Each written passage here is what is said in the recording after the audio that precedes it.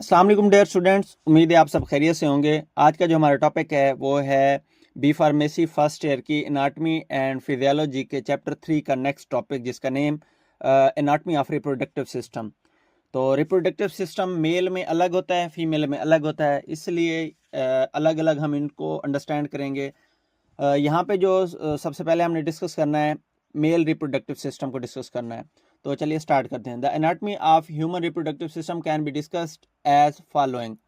ठीक है, सबसे पहले मेल का है, उसके बाद फीमेल का होगा। The mail reproductive system consist of the following organs. जो मेल के अंदर रिप्रोडक्टिव सिस्टम होता है वो इन ऑर्गन्स पे कंसिस्ट होता है। नंबर 1 टेस्टिस, उसके बाद यूरेथ्रा होता है, उसके बाद पीनस होता है, उसके बाद प्रोस्टेट ग्लैंड होता है, उसके बाद सेमिनल वेसिकल्स होती हैं, उसके बाद स्क्रोटम होता है। ये ऑर्गन्स मिल के पूरा एक मेल का रिप्रोडक्टिव सिस्टम बना देते हैं। तो इन ऑर्गन्स में सबसे पहले जैसे है जी यूरेथ्रा। ठीक है, the male urethra is narrow fibromuscular, यानी कि जो यूरेथ्रा होता है मेल के अंदर, ये फाइबर मसल से बना होता है। और इसका काम क्या होता है? यूरिन को और सीमन को बाहर की तरफ, बॉडी से बाहर की तरफ निकालना, ट्रांसफर करना। ठीक है, यूरिन कहाँ से आ रहा होता है? यूरिनरी ब्लैडर से। और सीमन कहाँ से आता है? इजैकुलेटरी डक्ट से आ रहा होता है। उसके बाद है प्रोस्टेट ग्लैंड। प्रोस्टेट ग्लैंड क्या होता है वो हमने देखना है। आप ये ग्लैंड है मेल के अंदर, रिप्रोडक्टिव सिस्टम के अंदर, मेल रिप्रोडक्टिव सिस्टम के अंदर ये ग्लैंड होता है। और यूरिनरी सिस्टम का भी ये पार्ट होता है। इट इज ओवल शेप्ड, ये अंडे की तरह का होता है। और इसके अलावा विद द राउंड टिप। ठीक है, इसकी टिप जो होती है राउंड होती है। इट सराउंड्स द बेस या neck of the bladder. Bladder की नेक पे होता है, जैसे ये वाली जगह है, इसको प्रोस्टेट बोलते हैं। ठीक है, और it has 2 ropes that surround the urethra. 2 इसकी रस्सी नुमा तंदें होती हैं जो कि यूरेथ्रा को घेरे हुए होती हैं। अब इसमें देखें, ये यूरेटर ऊपर से आ रहे हैं, ये नीचे, ये ऊपर से किडनी से आ रहे हैं। ये एक किडनी से आ रही है, ये दूसरे किडनी से आ रही है। और ये कलेक्टिंग डक्ट्स हैं, यूरिन को किडनी से ब्लैडर तक पहुंचाती हैं। इसके बाद यहाँ पे ये ब्लैडर के आगे ये प्रोस्टेट, ये वाली जगह होती है, प्रोस्टेट ग्लैंड। ठीक है, उसके बाद ये आगे से ये यूरेथ्रा जा रही है। और ये जो है ना इरेक्टाइल बॉडीज़ हैं, या इसको पीनस भी बोलते हैं। और इसके अलावा ये टेस्टीज हो गए। ठीक है, और सेमिनल वेसिकल्स ये हो जाते हैं। अच्छा, आगे सेमिनल वेसिकल्स, ये जो वेसिकल्स हैं ना, इनका क्या फंक्शन होता है? These are 2 lobulated sacs situated between the bladder and the rectum. Rectum, इसके पीछे, यूरिनरी ब्लैडर के पीछे रेक्टम होती है। रेक्टम और ब्लैडर के दरमियान में ये मौजूद होते हैं सेमिनल वेसिकल्स। उसके बाद है स्क्रोटम। स्क्रोटम ये होती है।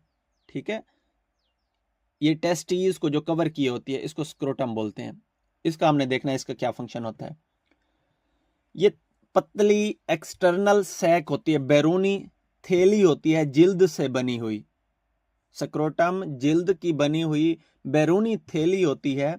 That is divided into 2 compartment. और ये, इसके 2 खाने होते हैं। Each contain one of the testes. हर खाने के अंदर एक टेस्टीज होते हैं। ठीक है, इसके बाद है एपिडेडमिस।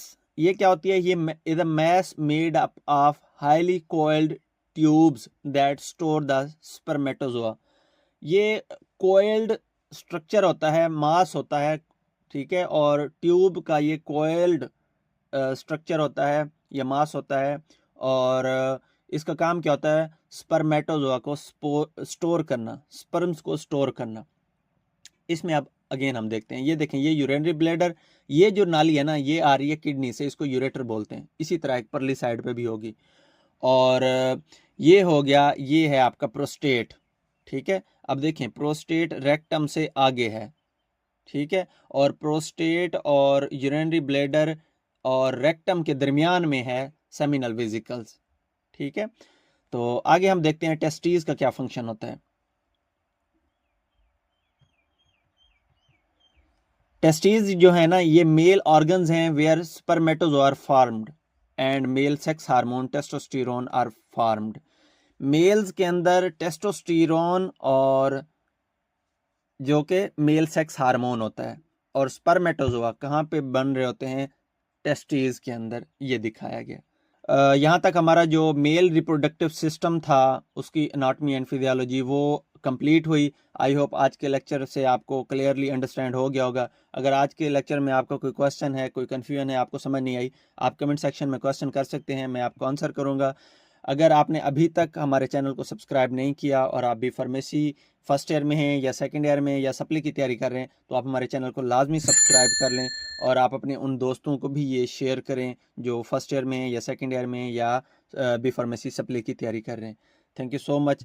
मिलते हैं अगले टॉपिक जो कि फीमेल रिप्रोडक्टिव सिस्टम की एनाटॉमी है अगली वीडियो में इंशाल्लाह।